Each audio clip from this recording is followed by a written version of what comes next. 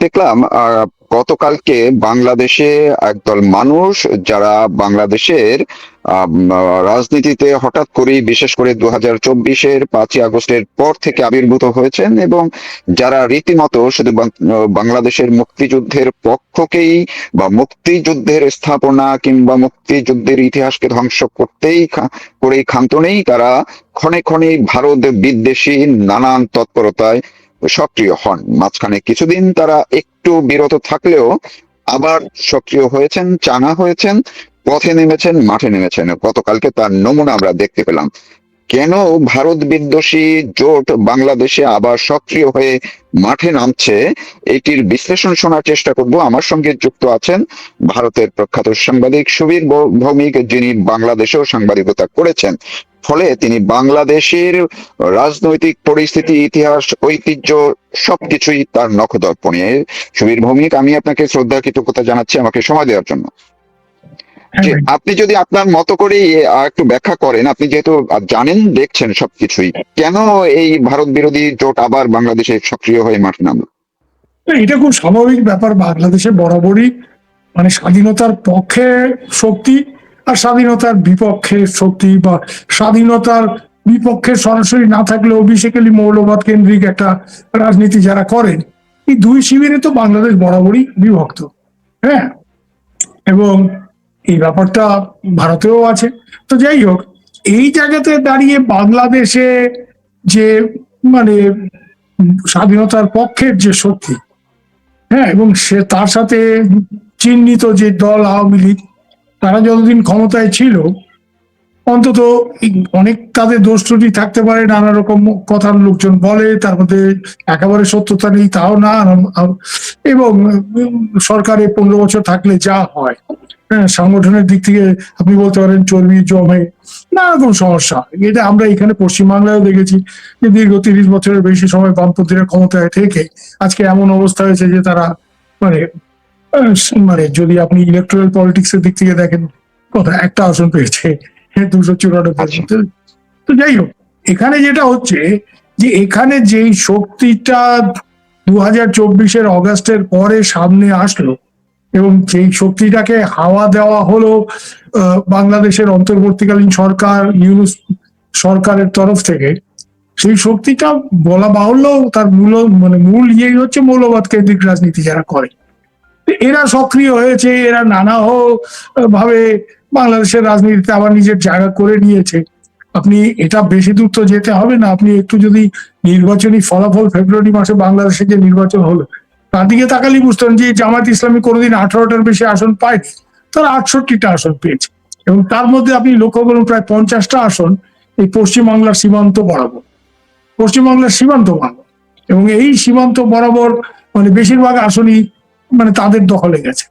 এবার এটার প্রভাব এদিকে কিরকম হয়েছে দেখুন, যে পশ্চিম বাংলায় যে 294টা আসন আছে, তার মধ্যে 41টা আসন হচ্ছে সরাসরি সীমান্তে, আর 57টা আসন সংলগ্ন। মানে আপনি বলতে পারেন 101 থেকে 2টা আসন, মানে 100 একটু বেশি আসন, যেগুলি সরাসরি বাংলাদেশের রাজনীতি যেখানে প্রভাব ফেলে। এতদিন এসব জায়গায় গিয়ে যখন বিজেপি বলতো হিন্দু খাতরে মেয়ে, লোকজন এটা গুরুত্ব দিত না। এইবার যখন বিজেপি এখানে প্রচার করেছে, তারা প্রচারের মধ্যে এটা এনেছে যে আপনার ওপারে কে জিতেছে, জামাত। এই যে একটা ভীতি, এই এই জিনিসটা তৈরি হয়েছে। এবং এর ফলে আপনি দেখুন যে এই 101টা না 2টো আসনের মধ্যে প্রায় 90টা আসন বিজেপি নিয়ে গেছে। এটা ঘুরে ফিরে মারুফ ভাই, আমাদের খুব শ্রদ্ধেয় ভাজন মুখ্যমন্ত্রী, মানে ভারতের one of the longest serving chief minister Jyoti বোসের কথা আমার মনে পড়ে। হ্যাঁ, জ্যোতি বোস 97 সালে, তখন উনি প্রধানমন্ত্রী হতে পারেননি। সবাই কিন্তু ওনাকে প্রধানমন্ত্রী চেয়েছিল, কিন্তু ওনার দল রাজি হয়নি, সিপিএম রাজি হয়নি সরকারে যাওয়ার জন্য, যার জন্য উনি প্রধানমন্ত্রী হতে পারেননি। এবং উনি ক্ষিপ্ত ছিলেন, উনি হিস্টোরিক ব্লান্ডার টান্ডার বলেছিলেন। যাই হোক, সেগুলিতে আমরা কাভার টাভার করেছি। আমি তখন বিবিসিতে পূর্ব ভারতের ব্যুরো চিফ। 97-এ আমি কোনো একটা সময় ওনাকে জিজ্ঞেস করলাম যে স্যার, আপনার দলের কারণে আপনি প্রধানমন্ত্রী হতে পারলেন না, তো যদিও যে কথা বলতেন ছোট ছোট, হ্যাঁ তো কি হলো?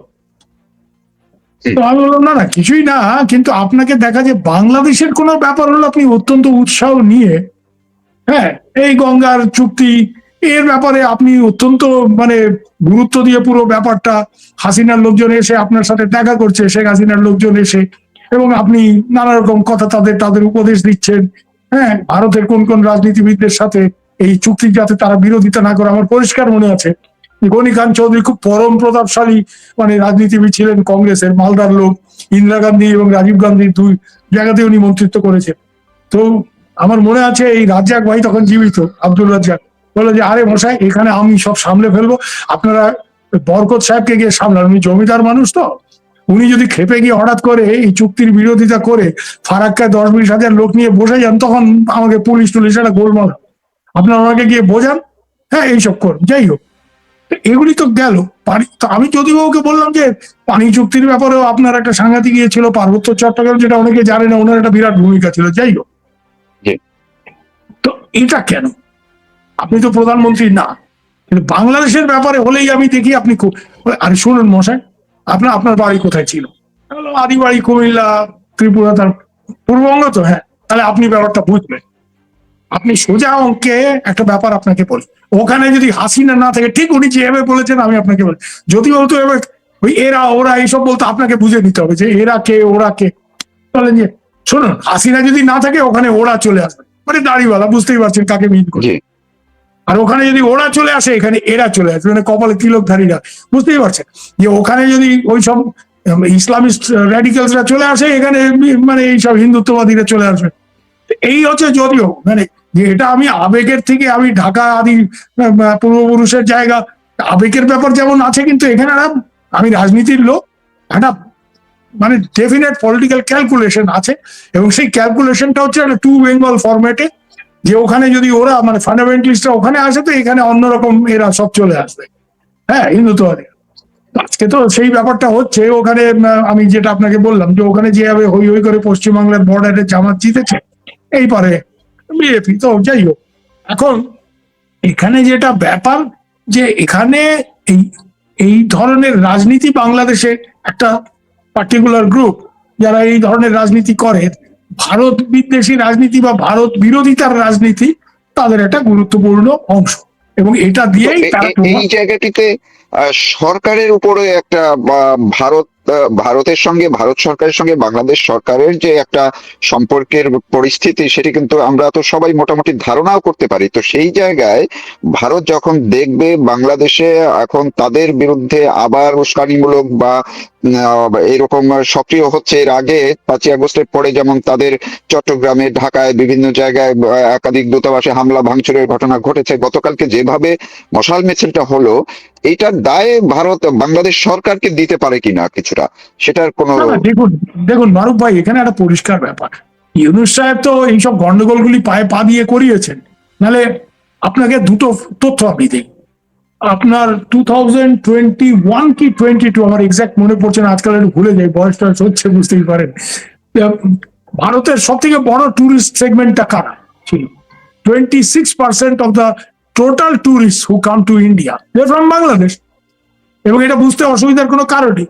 চিকিৎসা থেকে শুরু করে, ঈদের বাজার করার থেকে শুরু করে, কেন বাংলাদেশিরা এখানে আসে, এগুলো নতুন করে বলার কোনো কারণ নেই। ছেলেমেয়েদের শিক্ষা দীক্ষা থেকে শুরু করে, দাদা আমার পোলাটারে একটু দার্জিলিং এ ভর্তি করে, আর এগুলি যেহেতু আমাদের প্রচুর যোগাযোগ বাংলাদেশে ভাই, বিশেষ করে আমার বইনদের, মানে বইন, বুঝতে পারছেন ভাই, বইনদের লিস্ট তো লম্বা।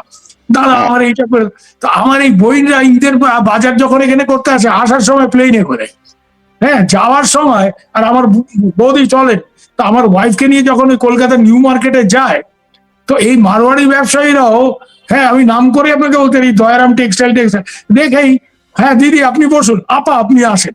কেন দিদি একটা শাড়ি কিনবে, আপা তো 30টা শাড়ি কিনবে। হ্যাঁ, এইবার শাড়ি টাড়ি তো কেনা গেল, তখন আমাকে নিয়ে যাবে না, কারণ ওই মহিলা মানুষ, আমি একটু বিরক্ত হয়ে, এই তাড়াতাড়ি কর তাড়াতাড়ি কর, না না তুমি এইসব ভেজাল করবে না। 30টা শাড়ি কিনে যাওয়ার সময় বলবে, দাদা জামু তো বাই রোড, একটু বিএসএফ রে কয়ে দিবা যাতে বর্ডারে ভেজাল না করে। তো এগুলি তো প্র্যাকটিক্যাল ব্যাপার। তো আজকে যারা গোলমাল করছে, এবং এর ফলে এই যে ধরুন ইউনূসের আমলে এই গন্ডগোল হলো, ভারতের দূতাবাসকে লক্ষ্য করে আক্রমণ, তার ফলে ক্ষতিটা কার হয়েছে আপনি আমাকে বোঝান তো।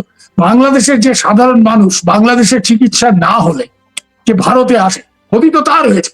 যার টাকা আছে, ইউনূস সাহেবের তো প্রবলেম, তো প্যারিস যাবেন, প্যারিস যাবেন, ওনার দেশেও লোকজন আছে, ওখানেও লোকজন আছে, সবখানেই লোকজন আছে, ওনার তো টাকা পয়সার সমস্যা নেই, বা ওনার মতো লোকজন যারা, হ্যাঁ, সিঙ্গাপুর চলে যাবে, মাউন্ট এলিজাবেথ, কিন্তু যার টাকা পয়সার টানাটানি আছে সে আপনার কোথায় আসবে? চলো মিয়া ক্যালকাটায় যাই, তাই তো? তো এইবার আমি আপনাকে বলি, ক্ষতিটা তো এদের হচ্ছে। যখন প্রথম মারুফ ভাই কলকাতা ঢাকা ট্রেনের ব্যাপারটা হচ্ছে, তখন খুব আপত্তি উঠেছিল, এই বিএনপি কিছু জামাত টামাত এরা হইচই করেছিল। আমার তখন মনে পড়ছে না সিনিয়র কোন একজন আওয়ামী লীগ লিডার, হয় সুরঞ্জিত সেনগুপ্ত বা আমির হোসেন আমু বা তোফায়েল ভাই, এদের মধ্যে কেউ মানে এই লেভেলে বলছিল, পাবলিকলি বলছিল যে আপনারা তো এইসব ট্রেন ফ্রেন নিয়ে হইচই করতেছেন, তা আপনাদের তো টাকা পয়সা আছে, আপনাদের কিছু হইলে ওই সিঙ্গাপুরে গিয়ে মাউন্ট এলিজাবেথ হাসপাতালে গিয়ে দাখিল হবে। সাধারণ লোক সে চিকিৎসা করতে যাবে কোথায়? কলকাতা। এই ট্রেন হলে তো তাদের লাভ হবে, তাদের লাভ হবে। তো এই সব ব্যাপারগুলি, যেগুলি ধরুন আওয়ামী লীগের আমলে এই যে পরিকাঠামো, দু দেশের মধ্যে যাতায়াতের সুযোগ সুবিধা বাড়ানো, এর লাভবান কে হচ্ছে? দু দেশেরই সাধারণ মানুষ। তার মধ্যে ভারত থেকে যত লোক যায় বাংলাদেশে, এটা তো অনস্বীকার্য, তার থেকে অনেক অনেক বেশি লোক বাংলাদেশ থেকে এখানে আসে, এবং কি কি কারণে আসে সেগুলি আমি আপনাকে বললাম। ক্ষতি তো এদের হচ্ছে, ক্ষতি তো এইসব লোকের হচ্ছে। আজকেও তো আমি আজকেও আমি এই যে আজকে আপনার সাথে কথা বলার কিছুক্ষণ আগে, হ্যাঁ, জি। এখানে আওয়ামী লীগের ছেলে পেলে পালিয়ে এসছে, 2 বছর ধরে এখানে হয়ে গেছে, দাদা 2 বছর বেগম রে দেখি না, হ্যাঁ, দুইটা ছোট ছোট মাইয়া দেখি না, একটু ভিসা করায় দাও, এই মেডিকেল টেডিকেল দৌড়ঝাঁপ করে এদের ভিসার ব্যবস্থা। তো ব্যাপারটা হচ্ছে এইসব লোক, এই ধরনের লোক, তাদের কাছে এখানে আসতে হবে, তো এদের ক্ষতি হচ্ছে। এখন যারা এই যে ভারত বিদ্বেষী রাজনীতি করছে, এখানে আমি পরিষ্কার আপনাকে একটা কথা বলি, আমি ভারতেও যারা এই বাংলাদেশ নিয়ে বিষোদ্গার করে রাজনীতির কারণে, আমি তাদেরও বিরোধিতা করি, তাদের সাথে আমি একমত না। বাংলাদেশে যারা এটা করে তাদের সাথে একমত না।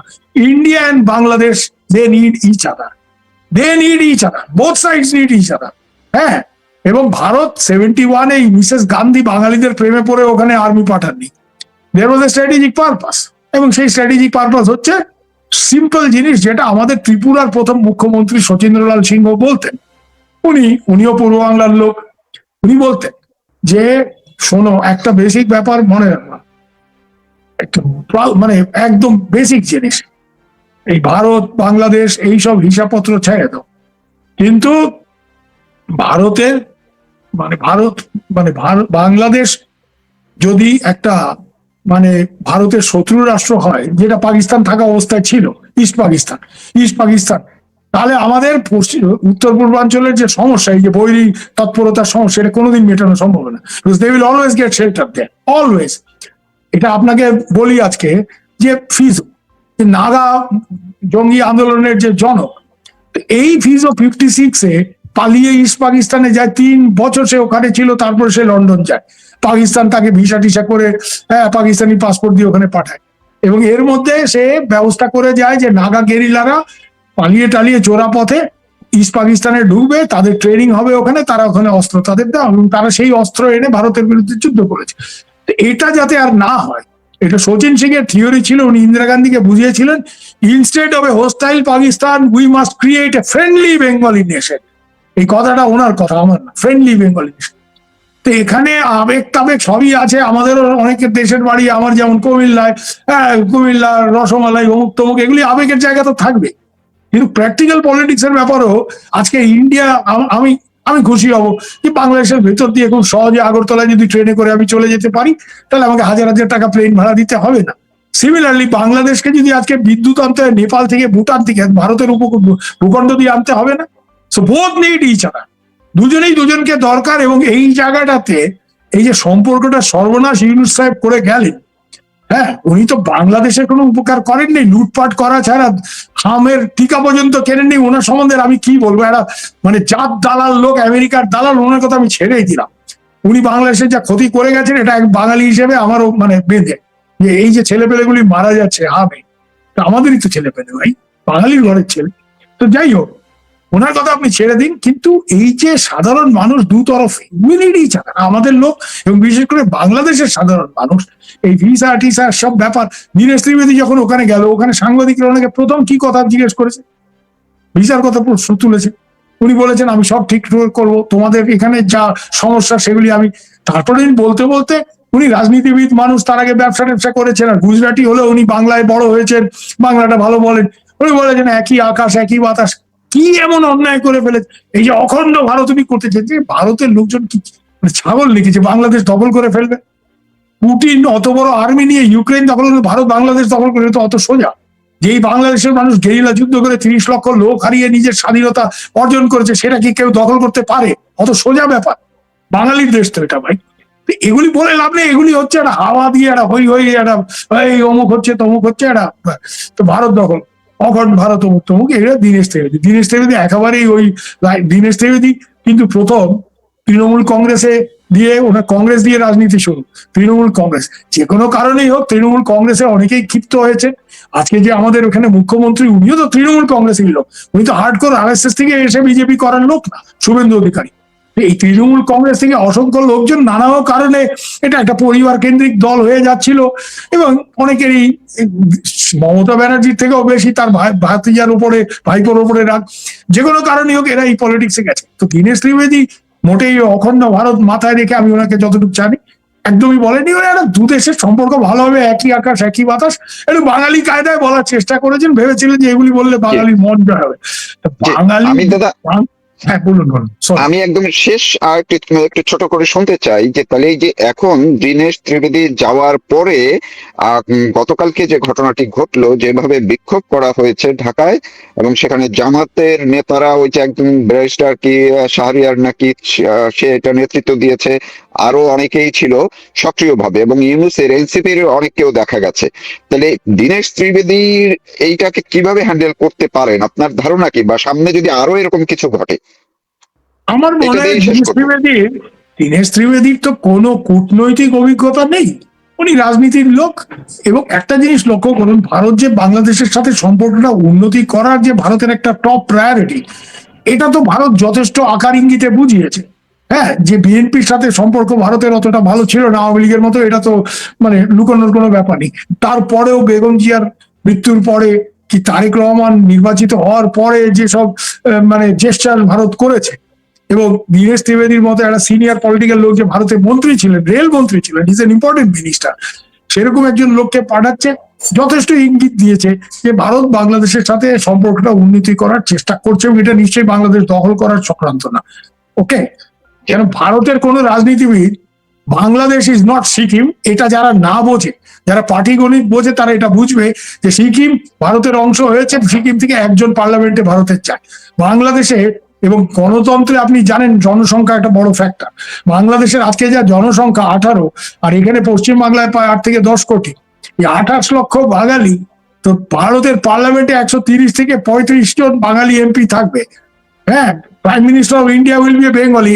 এটা যে ছাগলরা বাংলাদেশের না বোঝে, আমি ছাগল বলতে বাধ্য হচ্ছি, এটা যারা না বোঝে, এবং এটা ভারতের কোন রাজনৈতিক দল, নরেন্দ্র মোদী, অমিত শাহ, রাহুল গান্ধী, এটা কেউ চাইবে না। এটা আমি জোর গলায় বলতে পারি, ভারতের রাজনীতি যতটুকু। তো যাই হোক, এই অখণ্ড ভারত ফারত এগুলি ওসব বলার জন্য ওগুলি করো না।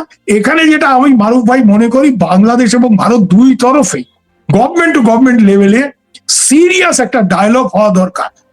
এই খলিল সাহেব দিল্লি যাবেন, ওখান থেকে মরিশাস যাবেন, এটা একটা ট্রানজিট ভিজিট। তো ট্রানজিট ভিজিট যদি হয়, তুমি এখানে এসে ভারতের তেলের মন্ত্রীর সাথে মিট করতে চাইছো কেন ভাই?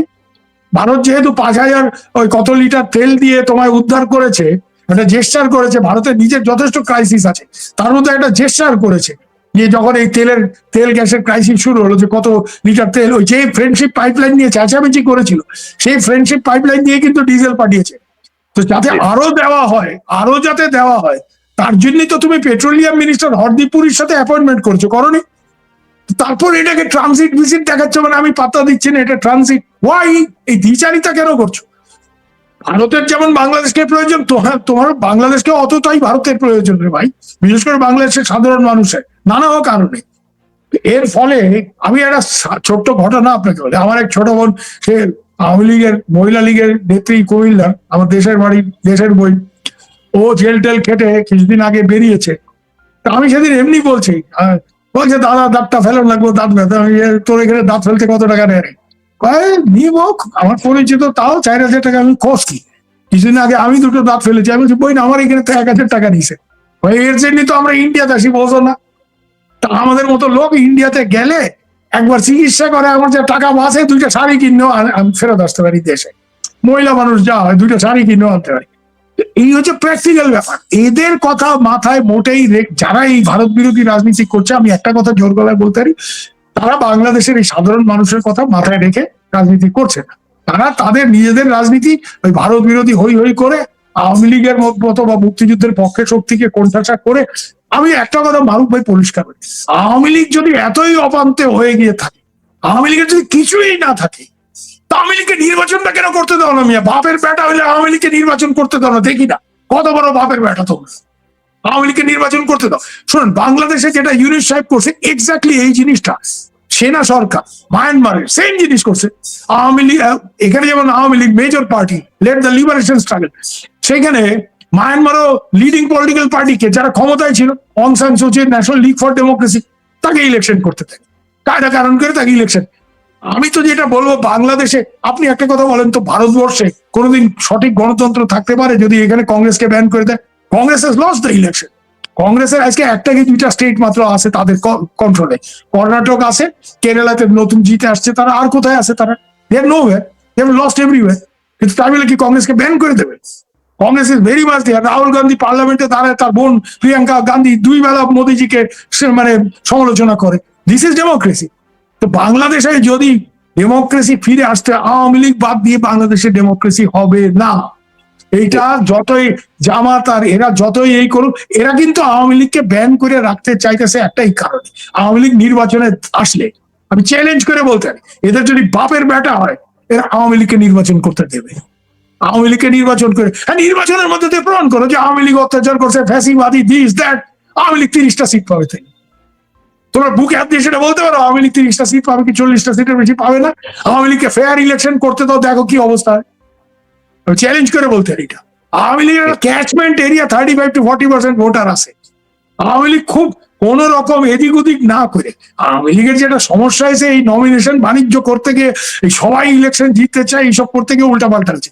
কিন্তু আওয়ামী লীগ যত খারাপ ইয়েই করুক, আওয়ামী লীগ 160, 70, 86 আওয়ামী লীগ পাবে না আজকের বাজারে।